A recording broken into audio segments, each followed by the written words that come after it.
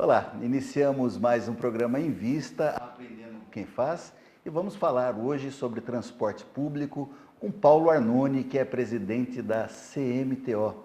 Paulo, seja muito bem-vindo aqui aos estúdios da TV Osasco. Muito obrigado, eu que agradeço o convite. É sempre um prazer estar aqui. Legal. Paulo, você que tem de formação, além da formação política e sociologia também, mas tem aí o diploma de Direito, né? O diploma fez advocacia, né? Foi. Mas conta pra gente um pouco, você fez em Osasco. Aliás, de onde você é? Vamos iniciar pelo trivial. Olha, rapidamente, para não falar muito, né? Porque a gente, quando começa a falar da gente às vezes se alonga, né? Basicamente, eu vim do interior aos 7 anos para São Paulo. Morar no Jaguaré, onde eu resido até hoje. Minha vida foi muito simples, vida pobre, morávamos numa situação bem pobre. Mas minha vida política começou na igreja católica, na Pastoral da Juventude. Aos 16 anos a gente já fazia campanha eleitoral para o Fernando Henrique Cardoso. Incrível, né? Como o mundo dá volta. Porque na época não tinha PT, não tinha nada disso. Sim, sim. Depois disso eu fui fazer sociologia política e entrei para o Sindicato dos Bancários. Eu era bancário aos 16 anos. Em 82 eu virei dirigente sindical bancário. Durou pouco meu mandato. Em 83 fomos caçados pela ditadura militar numa greve geral. Depois disso eu fiquei ligado ao sindicato porque não arrumava mais emprego, porque na época da ditadura militar, onde você era demitido e enquadrado na Lei de Segurança Nacional, você não arrumava mais emprego. Entendi. Então, aí depois disso eu fiz economia na PUC, fiz durante 2 anos, mas a matemática realmente não era o meu forte, eu resolvi...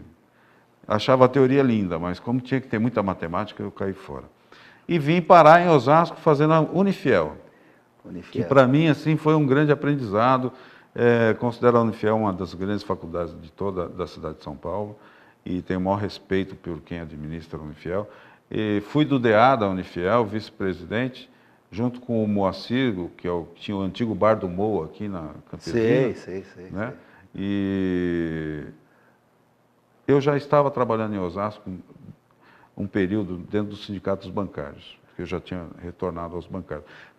Trabalhei de 90 até 93 na CMTC em São Paulo, como chefe de departamento de tráfego, e depois voltei para a SP Trans agora com a Marta Suplicy, na gestão da Marta, cuidando dos 15 terminais de ônibus que existiam na cidade e dos 4 corredores também, dos 15 terminais e dos 4 corredores de ônibus que existiam na cidade. Tá, mas... Oi, desculpa. Não, mas antes disso, você falou, eu vim do interior, de que cidade? Eu vim de Porto Ferreira, uma cidade que na época era uma cidade mais industrial. Hoje é a terra da cerâmica, que eles falam, né? Se produz muita cerâmica em Porto Ferreira hoje. Mas era uma cidade industrial. Meu pai trabalhava na Nestlé, era motorista. E a Nestlé fazia aqueles negócios no fim de ano. Todos os filhos dos funcionários ganhavam um presente, então ia todo mundo para o cinema da cidade e eles sorteavam os presentes, era uma coisa muito legal. Assim, né? Então, uma época bem diferente da organização social do Brasil. É interessante, Paulo, nós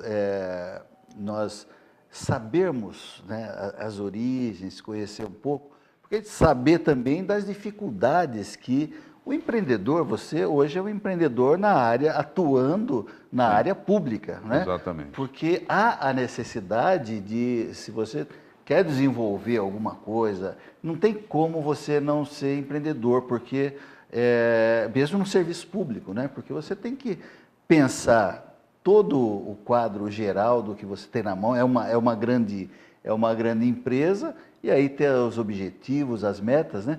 Mas é interessante a gente saber as origens e saber um pouco das dificuldades, porque você passou por processos até chegar, é um secretário, é um status de secretário, né? De certa forma, sim. O status de secretário, o presidente da CMTO, é um alto posto aí, mexendo hoje, trabalhando hoje com o transporte público, que é uma grande deficiência ainda no Brasil, né? Então, Quando é que foi? Vocês vieram para o Jaguaré, aqui na região de Osasco, né? Quando é que foi isso? Você veio com quantos anos? 69, eu tinha 7 anos. 7 anos. É. A família inteira mudou. Isso. Nós morávamos numa rua que não tinha. Uma rua de terra, não tinha água encanada, era poço, né? Aliás, estamos voltando, né? A fazer poço. É verdade. Muita gente que tem poço aí da época está reativando, né? Quem não caiu na besteira de fechar o poço, Sim. desativar, está usando hoje. Então nós vivíamos com poço, tinha aquelas bombas enormes, né? E só tinha iluminação pública nas avenidas, Certo. né? Que era a Avenida Presidente Altino, e General MacArthur, né? As principais avenidas ali na área, porque tinha muito militar que morava ali naquela área. Mas não tinha asfaltamento, nem guiamento. Então, nós vivemos todo esse processo de água, esgoto, asfaltamento, ao longo dos anos no Jaguaré. Então, nós vimos o Jaguaré mudar e foi mudando, assim como Osasco também, né? Nós vimos, fiz curso de inglês em Osasco quando eu tinha, acho que 9, 10 anos. Sim, sim.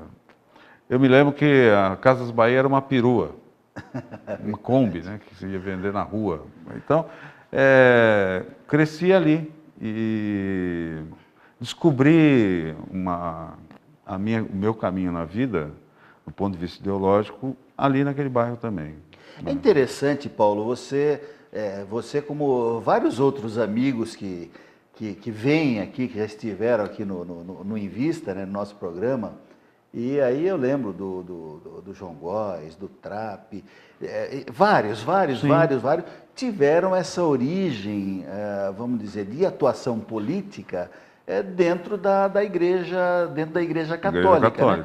Eu queria que rapidamente, antes de nós irmos para o intervalo, você contasse o porquê isso aconteceu na sua... Essa é uma análise muito simples, rápida, né? Por que a Igreja Católica naquele momento teve tanta importância nessa mudança do Brasil?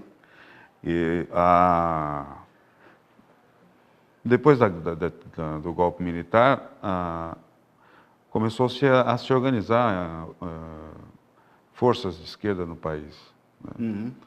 E essas forças também tinham pessoas da Igreja Católica. Tá. Os dominicanos, onde você tinha o Frei Beto, Frei Tito, são pessoas que o Frei Beto está até hoje, o Frei Tito foi torturado, se suicidou. E o que veio, uma coisa que foi construída, Leonardo Boff, que está até hoje aí, Frei Beto, vieram construindo uma coisa chamada Teologia da Libertação. Sim. Que é uma coisa muito da América Latina, né? E esse foco da Teologia da Libertação predominava no Brasil na década de 70, 80. Então você tinha Dom Helder Câmara, né, em Pernambuco, em Olinda, mesmo em São Paulo, Dom Paulo Evaristo Arnes. Então, essa força dessas pessoas, essa forma de pensar a igreja, foi criando as comunidades eclesiais de base, foram criando as pastorais da igreja, e uma delas era a pastoral de juventude. E nós éramos da pastoral de juventude meio popular. O que era? Nós tínhamos que ter um trabalho de conscientização das pessoas lá nas favelas. Então, tinha gente nossa que dava aula de alfabetização em favela, nós organizávamos movimentos de favela para ir pedir esgotamento, iluminação, condições de vida nas favelas, porque favela hoje é uma coisa, favela na década de 80 é outra, né?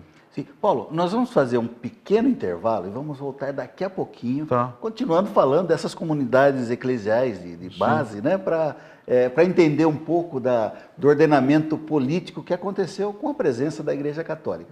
O Invista está falando com Paulo Arnone, presidente da CMTO, a Companhia Municipal de Trânsito de Osasco. Transporte de Osasco. Daqui a pouquinho nós voltamos, não saia daí.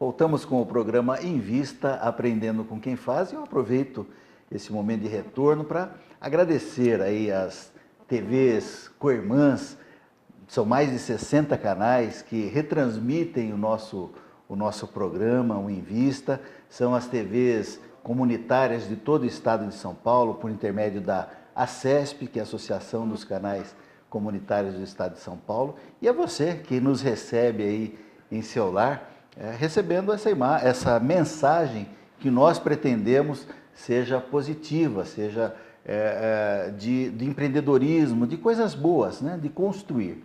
Trazemos hoje aqui ao Invista, nos estúdios da TV Osasco, o nosso amigo Paulo Arnone, que é presidente da CMTO, Companhia Municipal de Transporte de Osasco, né? E para falar sobre esse tema importante, que é o transporte público. Mas antes de qualquer coisa, nós vamos retornar um pouquinho no assunto. Nós estávamos falando sobre o porquê que se iniciava os trabalhos, o porquê do envolvimento da Igreja Católica, né? E a gente falava das comunidades eclesiais de base, né? Você participou da comunidade da juventude, né, Paulo? Queria continuar um pouquinho. Então, nessa época, anterior às décadas 70, 80, até 82, a igreja ocupava um papel no cenário político brasileiro gigantesco. Ela deu apoio ao movimento grevista dos metalúrgicos, ela arrecadava alimento para o fundo de greve e para sustentar a greve dos metalúrgicos nos anos 78, 79, 80. Quer dizer, a igreja tinha um papel muito grande na sociedade. Quando se criou a CUT, em 83, antes disso foi criado o PT, o que acontece? Essa posição que a igreja ocupava de frente, ela saiu do palco e falou, agora temos partido de esquerda e organização sindical séria para ocupar esse mesmo espaço. E ela abriu espaço para que fosse ocupado. Ela não abandonou o seu trabalho. O que houve foi uma mudança de eixo da igreja no meio do mandato do Papa João Paulo II. Inverteu-se todo o papel. Dom Paulo Evaristo Arnes foi dividir a Diocese de São Paulo, afastaram Dom Paulo, isolaram todos os bispos que eram de linha mais à esquerda. O Leonardo Boff foi condenado ao silêncio, assim como outros teólogos da teologia da libertação. Quer dizer, esse crescimento da teologia da libertação na América Latina foi feito o quê? Foi parado, foi feito todo um trabalho no sentido assim, de isolar todos que eram ligados a isso. O Dom Pedro Casaldáliga está até hoje em São Félix do Araguaia e ninguém ouve falar do Dom Pedro Casaldáliga. É o único bispo que eu conheço que dorme com as portas da casa dele abertas. Ninguém vai lá para ver isso, né? Quer dizer, ele é uma espécie de ex-presidente do Uruguai, da Igreja Católica no Brasil, né? Porque uma pessoa simples e está aberto, é um defensor dos índios, dos trabalhadores rurais e assim por diante. Então, esse espaço que abriu para os partidos e com a democratização do país, abriu-se para os partidos, para as outras entidades. E a igreja refluiu. Com esse espaço refluindo, veio todas as alterações que hoje nós temos na igreja. Então, hoje na igreja você tem uma linha muito forte, que é na área do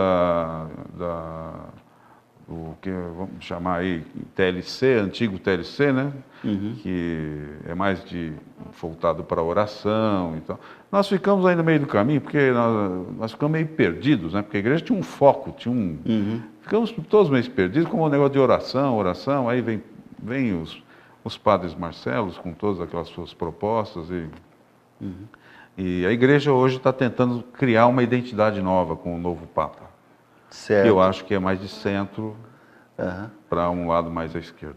E aí até primar, talvez, pelo esse distanciamento das questões, vamos dizer, temporais, partidárias, talvez até seja uma orientação mundial, né? Também não se pode ficar alheio a tudo o que está acontecendo na sociedade, né? Mas, olha, bacana, é legal a gente estar tendo aí eu trouxe o Paulo aqui, nós convidamos o Paulo para falar sobre transporte. Já estamos falando sobre história, mas, Paulo, é interessante nós falarmos um pouco também do trabalho. Osasco, a CMTO, ela já teve num passado recente até, algumas dificuldades, né, em função até das demandas grandes que vem no transporte, que o transporte público vem exigindo, né? Talvez com a melhora das condições econômicas, talvez com a ascensão, as mudanças de classes, o poder aquisitivo do pobre, do povo, enfim, todo mundo tem seu carrinho, também, e não teve aí uma preocupação das autoridades anteriores que preparassem as cidades para esse aumento, né, de carro, né? Então, tudo isso tem causado uma necessidade grande do transporte público, não? Com certeza. O Osasco, com o governo... Bom, nós estamos aqui desde o governo Emídio. Né? A CMTO operava 4 linhas de ônibus quando nós assumimos, e infelizmente uma empresa foi criada em 85, durou 20 anos, basicamente. E tinha ótimas linhas que ela operava. Infelizmente, sabe-se lá por que cargas d'água, ela foi sucateada e foi obrigada a entregar para as empresas privadas as 4 linhas que ela operava. Ao mesmo tempo, veio toda uma mudança de política e um investimento econômico e o desenvolvimento gerado pelo governo Lula, que facilitou o acesso ao financiamento para a compra de carros e barateou também a compra de carros, né? Principalmente os carros da linha 1000. Aí houve um acréscimo gigantesco de carros, não só em Osasco, mas em todos os lugares. Osasco hoje tem uma média, segundo informações do João Góes, que é o secretário de Transportes, nós temos uma média de 1 carro para cada 2 habitantes em Osasco. Tá. Nós tínhamos anteriormente, o Brasil, por exemplo, tinha uma média de 1 carro para cada 8 habitantes. Tá. Eu acho que hoje essa média eu não tenho, mas essa média no Brasil deve ter caído para uma média de 1 para cada 4. São Paulo, se a gente fizer uma conta, se marcar, é 1 para cada 1,5 ou 1 habitante. Né? Quer dizer, nós estamos chegando a um padrão de países europeus que os carros não circulam normalmente durante a semana, só circulam mais em fim de semana. Mas o que falta para nós é um investimento maior no transporte público, principalmente no transporte público de massa, de grande quantidade. Né? Porque o que acontece? Se você não investir bastante em transporte público de massa, que é metrô, basicamente, você não dá resposta ao transporte. Porque se você ficar a vida toda concorrendo com o trânsito nas vias, nas faltadas, por mais que você tenha ônibus articulado, biarticulado, seja lá o que for, não é a mesma coisa de um metrô. Com certeza. Não é tão rápido. Ele não transporta a quantidade de pessoas que o metrô transporta. Você tem que ter muito ônibus para transportar o que uma composição com 5 vagões no metrô transporta, né? Então, aliás, Paulo, o transporte de massa, infelizmente, o investimento está pouco, né? Você vê Osasco? O governo do estado veio aqui, fez essas obras na CPTM, melhorou o acesso, criou uma ligação norte-sul, tudo isso a pedido da própria cidade, que há muitos anos vinha reivindicando. Sim. Né? Mas não construiu, não terminou a plataforma que estava prevista para a linha Grajaú. Sim. Por quê? O intervalo da linha Grajaú, hoje, se eu não estou enganado, está em 8 minutos. Com a construção e o término da plataforma, passaria 4. É quase o tempo do metrô, não? Então, exatamente. Seria quase um metrô você de dá superfície. Uma oferta melhor para as pessoas e rápida, porque a cada 4 minutos você estaria tomando um trem dessa linha. Mas cadê? Parou, não se sabe por quê. Ninguém presta conta das coisas que começa e nunca acaba, né? Paulo, nós vamos fazer mais um pequeno intervalo e daqui a pouquinho nós voltamos com o Invista Aprendendo com Quem Faz. Não saia daí.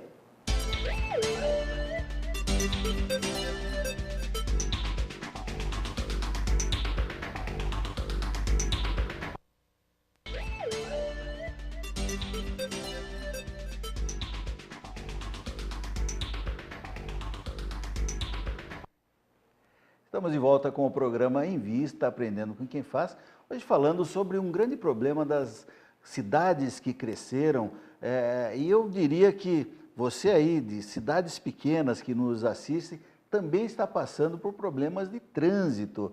E nós temos aqui hoje o presidente da CMTO, Companhia Municipal de Transporte de Osasco, o Paulo Arnone, que vem falar sobre a evolução no número de carros, a falta de planejamento até das cidades que não desenvolveram aí as artérias, as vias, muitas como Osasco mesmo, praticamente está há 50 anos sem grandes obras que estão agora, nós estamos precisando e agora nós estamos fazendo. Mas falando de transporte público, eu queria, nós estamos falando sobre trem, transporte de massa, trem, metrô, e eu queria colocar uma coisa que nós tínhamos conversado aí no intervalo, a respeito da integração. A integração trem, ônibus, os outros transportes seria uma boa solução também, não, Paulo? Então, é um projeto que nós, há vários anos, vimos lutando para conseguir implantar na cidade de Osasco, que seria uma integração entre o ônibus e o trem. Essa integração seria com um desconto na passagem, na faixa de 20% a 25%, dos dois lados. Então, a CPTM teria um desconto de 20% a 25% na passagem dela, Osasco teria o mesmo desconto na passagem do ônibus aqui. Por que isso para nós é importante? São Paulo, Osasco é uma das poucas cidades da Grande São Paulo que tem 5 estações de trem. Se você olhar a realidade de outras cidades, aqui perto de nós, Carapicuíba acho que tem 2. Sim, sim. 2. Barueri acho que tem 2. Quer dizer, quem tem mais mesmo é Osasco. E saiu de Osasco é São Paulo. ABC não tem. Guarulhos não tem. Então nós temos um meio de transporte de alta capacidade, que é o trem que foi reformado.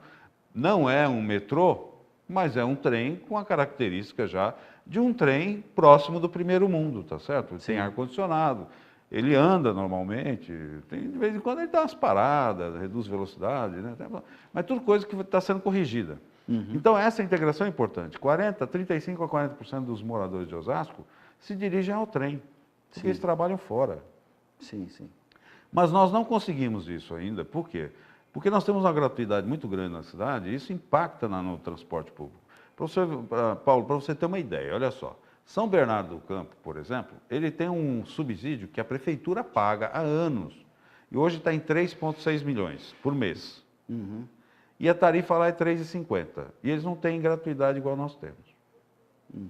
Então, se nós compararmos nós com São Bernardo, nós estamos... Né? A nossa tarifa de Osasco hoje está em quanto? 3,50.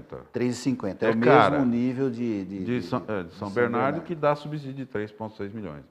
Nós não podemos dar e não temos interesse em dar subsídio em Osasco. Achamos que não é esse o caminho. Tínhamos um momento que poderíamos ter feito essa integração, foi em 2013, naquelas manifestações do movimento Passe Livre, lembra? Sim, sim, sim. Grandes passes. Mas o movimento Passe Livre ele tinha uma reivindicação que era única para todos os lugares. E não funciona desse jeito, né? Aí o que acontece? Como tudo é na pressão, a reivindicação que é única para todo mundo foi implantada como única para todo mundo. Só que para algumas cidades foi fácil de implantar, para nós foi muito difícil. Nós temos na cidade hoje esse projeto em andamento? Como é que Então, hoje nós temos o projeto em andamento que está ligado ao plano diretor de mobilidade que está sendo desenvolvido. Já foi feito as pesquisas necessárias no transporte público e agora estamos aguardando a empresa consultoria que foi contratada apresentar para nós algumas propostas de nova rede de curto prazo e a médio e longo prazo para a gente construir uma rede nova em Osasco que seja integrada, né, dentro da própria cidade e integrada também com a MTU, que é o metropolitano, e com o trem. O que acontece? O metropolitano por quê? Porque o metropolitano concorre com o municipal. Você vê várias linhas saindo do mesmo bairro, fazendo o mesmo trajeto do municipal, só que ela vai para lá, para Pinheiros. Então, essas linhas concorrem com a linha municipal. Nossa ideia é o quê? Fortalecer a linha municipal e a metropolitana trabalhar nos eixos, nos corredores. Então, Autonomista, Getúlio Vargas, grandes avenidas. Então, eu levo o cidadão até lá ele pega, pagando uma diferença, ele pega o metropolitano e vai embora. Ou, às vezes, não paga nada de diferença. Então, uma rede que nós pensamos em construir ao longo de 2, 3, 4 anos. Não se constrói uma rede de transporte. Claro. Você precisa de financiamento, muitas vezes, precisa de mudar a frota. Linhas que estão superlotadas hoje, a gente não consegue mudar a frota porque o viário também não ajuda, o local não ajuda. Então, Eu poderia ter um ônibus maior operando em linhas lá no portal, e assim, mas ele não duraria. Porque a estrutura da área é muito morro, muito sobe e desce, vias estreitas, então exige muito do carro. Então um carro com piso um pouco mais baixo, com uma estrutura um pouco mais confortável e com mais espaço para o usuário, ele não duraria muito tempo operando em lugares assim, né? Paulo, o VLT, te interrompendo, o VLT faz parte do plano? Faz parte do plano, o prefeito Lapas já levou ao consórcio esse projeto. Sim. E esse projeto do VLT, ele, inclusive, se eu não estou enganado, ele começa na Raposo, vinha até o 21. Nós já estamos prolongando ele até o Parque Imperial em Barueri, né, para você ampliar. Então ele deixa de ser um sistema só municipal e passa a ser intermunicipal. Dentro do consórcio está sendo discutido isso, que é um meio de transporte rápido que atrai o passageiro, o cidadão que vai de carro, ele atrai porque ele é confortável, né? Ele é bonito e traz desenvolvimento, entende-se disso. É caro, né? O VLT, só para explicar um pouco para o nosso telespectador que não saiba, quase que seria um bonde, o sentido é um bonde melhorado, né? Um bonde muito melhorado, né? Sim, sim. Ele anda a 60, 70 km por hora, é muito confortável, ar-condicionado silencioso, não chacoalha igual um ônibus, né? Sim, ele anda numa via, um trilho, então ele tem horário, consegue cumprir aquilo. Quer dizer, ele não impacta na cidade, né? Sim, sim. Aliás, esse pode ser um dos grandes projetos desse consórcio, né, do Cioeste. Para você que acompanha o nosso programa de outra cidade, de outra região do estado de São Paulo, recentemente foi implantado um consórcio intermunicipal, e recentemente, coisa de um ano e pouco atrás, onde 8 cidades aqui da região de Osasco fazem parte desse consórcio. São mais de 2 milhões de habitantes que são atendidos, e hoje, faz alguns dias, fomos até a posse do presidente atual, que é o prefeito Jorge Lapas, aqui da cidade de Osasco, que tem aí proporcionado um diálogo interessante entre os municípios e com projetos importantes como esse, inclusive terão verbas da própria federação, né, do próprio verbas federais do PAC, não? Esse só está faltando para a gente viabilizar o VLT, o estudo de viabilidade técnica e econômica desse sistema nesse trajeto que está sendo previsto. Muito bem. Você tem que ter, porque senão você não consegue pegar o dinheiro na Caixa Federal. Não consegue pegar o dinheiro no PAC. Paulo, infelizmente chegou. Nem falei direito do Olha, de outra vez nós vamos fazer o seguinte. Próxima vez não falo nada de mim. De outra vez nós vamos fazer o seguinte, um programa nós vamos falar sobre história aqui. Eu não sabia que você tinha essa habilidade, e vamos falar também de outra feita aí do transporte com mais detalhes. Temos muito para falar. Mas foi muito legal a sua vinda, e fica aí os instantes finais para a sua despedida do nosso público. Tá, eu agradeço a participação. Acho que eu falei demais de mim e da igreja, e acabamos não falando tanto do que devia. Eu agradeço a presença e gostaria de voltar um outro momento para a gente falar do transporte fixo, em cima do transporte, porque tem uma série de coisas que estão sendo vistas hoje, para reduzir o custo da tarifa, porque a tarifa realmente está insuportável, né? Sim, sim. Então, nós temos a CID, que é a contribuição sobre intervenção no desenvolvimento econômico, que é um projeto que o governo federal implantou a CID lá no combustível, e para nós não está vindo nada. Né? Nós precisamos conversar sobre isso com o governo federal, né? Claro, claro. E assim como tem o REITUP, que é um outro projeto de lei que já foi aprovado na Comissão de Constituição e Justiça do Senado, está andando, que é desonerar uma série de coisas na área do transporte público, para também ajudar a reduzir tarifa. Quer dizer, são novidades que são lutas que nós vamos ter que travar internas, dentro das instituições, aí, Estado e Governo Federal, para a gente conseguir baratear o custo da tarifa e construir um transporte mais moderno, mais dinâmico, né, e mais adequado, principalmente para a nossa cidade. Legal. Então já fica o convite e convocação para um novo bate-papo. Será um prazer, Paulo.